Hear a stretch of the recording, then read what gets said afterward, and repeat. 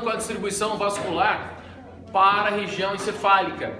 Então, nós bem sabemos que a distribuição é feita através de dois pares. Duas artérias carótidas comuns que se bifurcam interna e externa. As carótidas externas ficam na região... Ótimo, maravilha.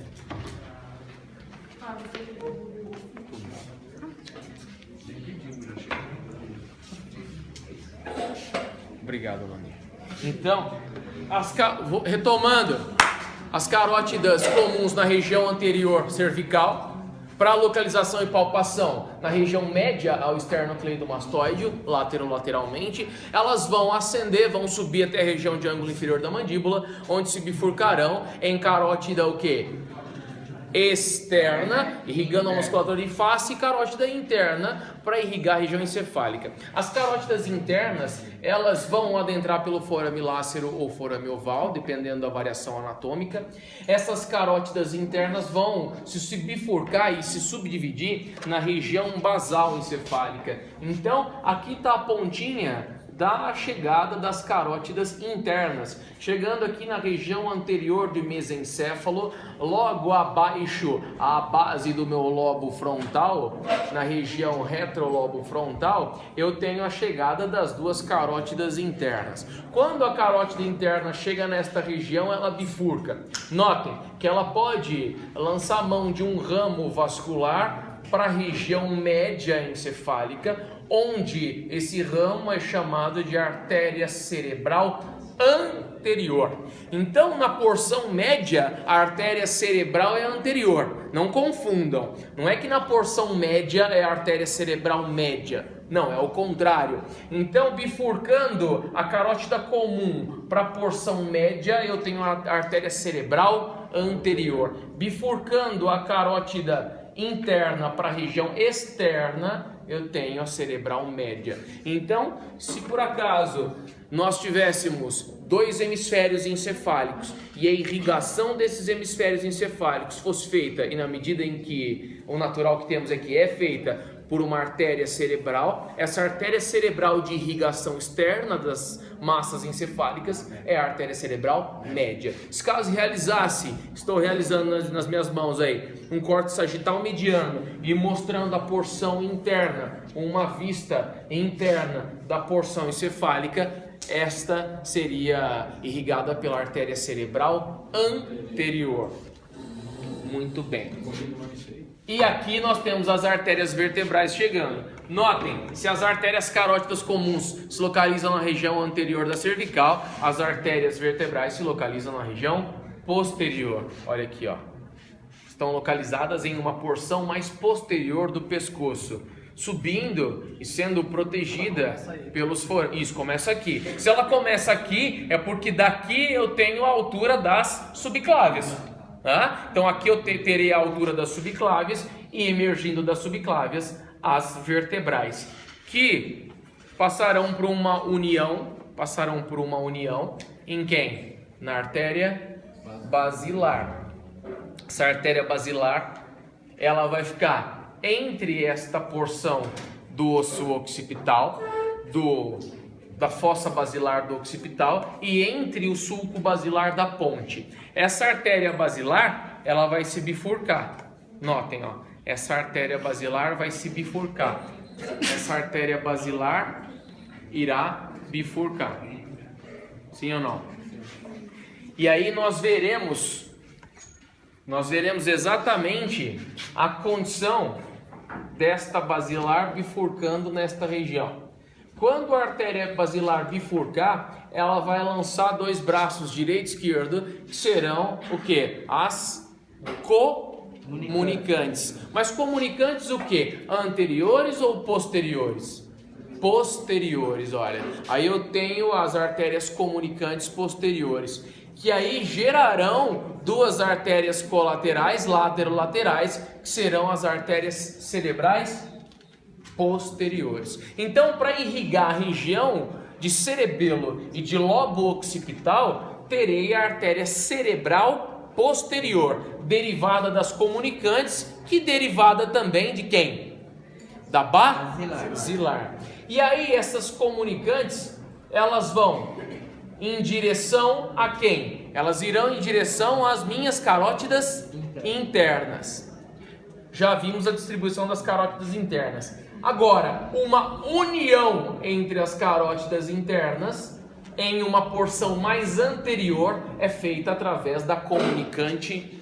Uma caneta é feita através das comunicantes anteriores. Mas professor, como é que você vai pedir na prova uma estrutura tão pequena? Pode ser que eu peça, por exemplo, artéria cerebral posterior, ou pode ser que eu peça o polígono de Willis como um todo. Pode ser que haja essa possibilidade. É melhor que tem. É a melhor possibilidade. Não, vai ficar Melhor ficar indicando, zero na área 17. Na área 17. É muita coisa. Próximo. Vai assim, ó, um circulinho assim, ó. Pronto. Próximo. Pera aí. Cerebral, tireoidiano. Tá. E aí nós temos as artérias tireoidianas superior e inferior. Aqui no boneco nós temos a saída da artéria tireoidiana superior. A artéria tireoidiana superior, ela sai da carótida externa. E a artéria tireoidiana inferior sairia da carótida comum. A interna tá para lá. Então a artéria tireoidiana superior da carótida externa e a artéria tireoidiana inferior, provavelmente, que não está aqui no boneco, né, da carótida bem mais embaixo. Então uma sai da carótida comum e a outra da carótida externa. A da externa, como está em cima, é a tireoidiana superior. A carótida comum, como está embaixo, dá origem à tireoidiana inferior. Próxima. Muito bem. Então, após a projeção da aorta na formação do seu arco, nós temos a aorta descendente. Considera-se a aorta descendente como essa porção aqui, ó, essa pequena porção, um pouco antes ao tronco pulmonar principal, ao tronco fonte ou principal esquerdo, o brônquio fonte ou principal esquerdo. Essa é a porção da aorta descendente. Passando por essa projeção pulmonar do tronco brônquio fonte principal esquerdo, eu tenho a aorta passando pela estrutura da musculatura diafragmática, eu tenho a aorta abdominal. Próximo. E as intercostais posteriores? As intercostais, tem apenas um boneco que demonstra as intercostais posteriores. É um boneco que é vazado nessa região da coluna. Vocês podem notar lá no laboratório que tem um boneco que tem um corte aqui, frontal coronal, e que demonstra as saídas das das costais, das intercostais posteriores. Artéria tronco cerebral. Bom, e aí nessa região abdominal, eu terei que ter uma distribuição de sangue para a região dos órgãos internos. Baço, vesícula, pâncreas, fígado. Os órgãos um pouco mais nobres do que as porções intestinais do intestino delgado e grosso. Então eu tenho o primeiro tronco, que é o tronco celíaco. O primeiro tronco da região abdominal é o tronco celíaco. O tronco celíaco vem a irrigar a região do baço, pâncreas, vesícula biliar, irrigar a região hepática, região do fígado. Então esse é o tronco celíaco. Mais uma vez, o primeiro tronco de distribuição da região abdominal é o tronco celíaco.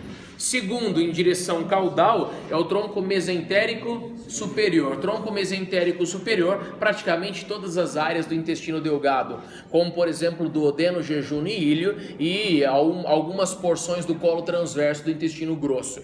E aqui, próximo e colateral ao tronco mesentérico superior, eu tenho as artérias renais direita e esquerda. É natural que eu tenha também bifurcações para as artérias renais. Artéria renal superior, posterior e anterior. Só que eu vou pedir apenas a artéria renal direita e a artéria renal esquerda. Tem aquele no vidro, sabe? Aquele rim do porco que nós fizemos o infiltrado de uma... No renal anterior também? Anterior, posterior e superior. Só que eu não vou pedir, Fernando. Eu vou pedir só direita e esquerda. Artérias renais esquerda e direita. Depois de artérias renais esquerda e direita, nós temos a continuidade da minha aorta abdominal, e aí eu tenho a distribuição das artérias laterais, testicular e ovárica, indo para testículo e ovário. Lembrando, não cabe o EO aí. E aí eu tenho depois a artéria mesentérica inferior, artéria mesentérica inferior, algumas projeções ainda de íleo, de intestino delgado, região ileal, e os colos ascendente, descendente, sigmoide do meu intestino grosso. Oi? Testicular ou ovárica, falei antes dessa. Até brinquei e falei que não tem ou é testicular ou é ovárica. E depois, aonde há o término da aorta? Por volta da altura da crista ilíaca. Aproximadamente na altura da crista ilíaca, a minha aorta termina e há uma bifurcação de artérias de grosso calibre, que é a artéria ilíaca comum direita, artéria ilíaca comum esquerda, e as mesmas também sofrem subdivisão porque são comuns. Então toda vez que tiver uma nomenclatura que a artéria é comum, provavelmente mais à frente, mais adiante, haverá uma bifurcação, e essa artéria ilíaca comum esquerda e direita bifurcará em artéria ilíaca externa e artéria ilíaca interna. A artéria ilíaca externa vai para o membro inferior. A artéria ilíaca externa vai para o membro inferior, e a artéria ilíaca interna vai irrigar a região urogenital, ok? Femoral. Ok, vamos para a femoral. Me dá uma perna, por favor. Cuidado com a cabeça. Maravilha. E aí, a artéria femoral, ela toma... Ei! A artéria femoral, ela adota um trajeto descendente, é óbvio, e um trajeto de medialização e posteriorização. Então ela vai medializando e posteriorizando. A artéria femoral vai medializando, vai entrando e vai posteriorizando. Então aqui está a artéria femoral. Tem bifurcações para a região da coxa, como algumas delas conhecidas como artérias perfurantes, mas não vou perguntar. Assim como nós temos artérias perfurantes também saindo da cerebral média, mas não vem ao caso. Então vamos lá, artéria femoral, e aí quando chega na região poplítea, ela vira artéria poplítea. Da região poplítea, eu tenho duas bifurcações superiores e duas inferiores. São bifurcações para o geno. Que geno? Joelho. Outro nome para joelho é geno. Então eu tenho assim... artérias superiores e inferiores, artérias mediais e laterais. Tá? Não falei sobre essas? Não. A colateral superior... Não? Então esquece. Então esquece. Então. Tudo bem. Vai empolgando aí, você, né? Tudo bem. Então tudo bem. Ainda, vamos lá. Ainda com a continuação da poplítea, eu tenho a artéria tibial posterior.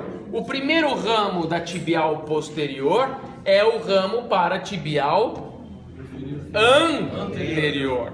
O primeiro ramo que sai da tibial posterior é o ramo que chega para a região anterior da tíbia, tibial anterior. E o segundo ramo da tibial posterior é um ramo que sai para a região bem lateral, que é a região fibular. Nós não temos artéria fibular, então não será pedida.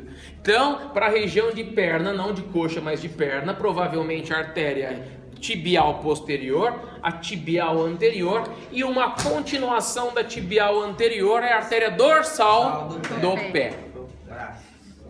Braço. Membro superior.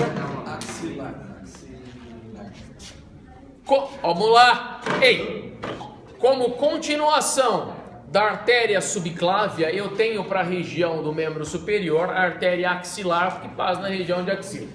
Depois da artéria axilar, há uma bifurcação ainda nessa artéria descendente que se tornará braquial, uma artéria chamada de circunflexa do ombro. Não, então tudo bem. Artéria axilar, artéria braquial. Desceu a braquial, vai chegar na região de cúbito, região cubital. Eu não falei das colaterais também, não falei, né? Vai chegar na região cubital, região de cotovelo, onde a artéria braquial irá bifurcar em radial, do lado rádio, e ulnar para o lado da ulna, lateral e medial, em posição anatômica.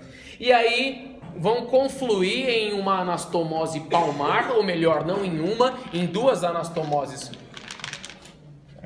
Em duas anastomoses palmares, que é o arco palmar arterial ou arterioso superficial, o arco palmar ou arterioso profundo. Sem esquecer que eu tenho uma conexão entre radial e ulnar, que é a artéria interóssea. Uma conexão entre a artéria radial e ulnar no terço proximal de radiuna, que é a artéria interóssea. Sim ou não? Essa aí que você apontou. É essa aqui. É isso? Acabou mesmo. Muito bem. Estão liberados para o intervalo.